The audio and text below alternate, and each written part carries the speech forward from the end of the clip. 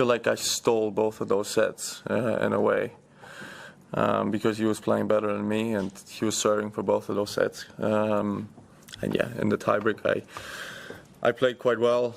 He maybe missed a little bit more than he should have, and yeah, I'm happy that I won in 4 sets because this was a difficult one. This will be your 3rd semifinal here. How has this run been compared to others? Yeah, I mean, last year I only played 1 straight set. I only had 1 straight set win, so that's very different. Spend a lot more time on court than this year. And actually, it's quite similar to 2020. I think I only lost 1 set on the way to the semifinals. But yeah, obviously, it's different. Back then, it was my first ever semifinal. Now, I have a set goal that I want to, achieve my dream of winning Grand Slam, and I'm chasing that. But yeah, I'm looking forward to hopefully 2 still very tough matches to come for me. Well done, Sasha. Thank you. You've got some experience playing these incredibly good players in the late rounds of tournaments.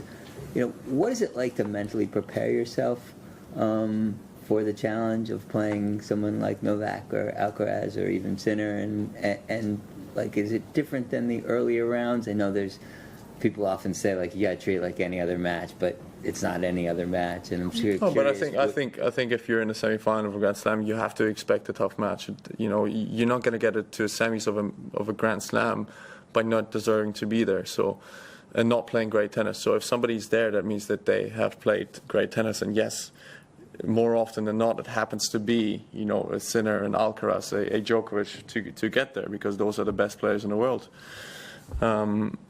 So I'm going to prepare myself for a tough battle. I'm going to prepare myself for a very intense and high-level match. And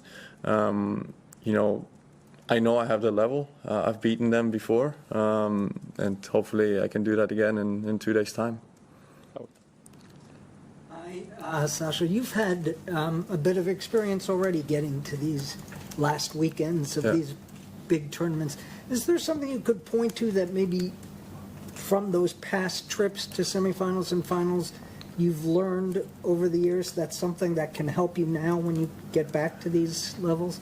I think the gap between my first 2 Grand Slam finals was maybe too big in a way.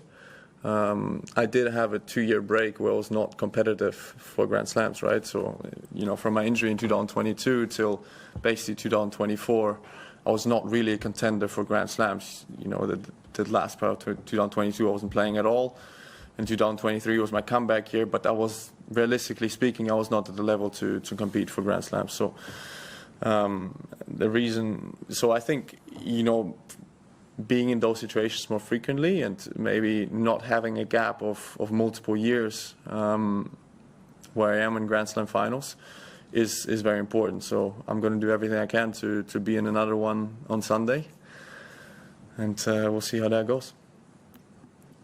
Alexander, today you overpassed Boris Becker as the German with most victories at this tournament, and Tommy Haas as the 2nd German with most victories at all Grand Slams. How do you feel yourself putting your name into the big stages of the German tennis? Is this something you maybe were thinking when you started your career? Yeah, I think the big difference in the thing that everybody looks at is Boris Becker lifted this trophy twice. So I haven't yet. So that is I think way more important than just match wins. Of course, I'm happy to be on that list, and I'm happy to be in that conversations, and of greats in German tennis. But yeah, lifting the trophy is what is on my mind. Scott. Can I check something with let calls? Is your understanding that they are not electronic calls at this tournament? And Sorry? Let calls? Yeah. Is your understanding that they are not electronic? And is that a surprise to? Yeah, I mean, we had that since French Open last year, that at Grand Slams, for some reason, we don't use LED machines. I think it's, to be honest, quite ridiculous. I mean, every single corner of everything has a camera, and We have video review, and we have all the high-end technologies that we can possibly have, but a simple LED machine that we've been using for the past 25 years is not available at a Grand Slam. And to be honest, the point that Tommy Paul complained about, it was an incredibly clear LED. And I didn't know what to do in that situation, but I have to continue playing, because if there's no call and I stop playing, then it's a loss of point for me. So, in that situation, there's nothing much you can do but to continue playing. But he was absolutely right. It is a clear LED call, and I don't blame the umpire too much for it, because it is tough to hear, especially if you're sitting higher up. But for me, it's absolutely ridiculous, and it's such a surprise why we don't have a simple LED machine at Grand Slams that we used to have over the past 25 years, in tennis. Last one in English. Can I just ask, it was a strange moment. How was that frustrating moment where a feather sort of got in the way of the play? Yeah, I've never had that before, that we stop a point because of a feather, so that was new to me. I'm not sure it was a hindrance to anybody. I mean, it's not like a hard object, like even if the tennis ball hits the feather, it doesn't really change anything. It doesn't change the trajectory of the ball, or the bounce of the ball, or anything like that.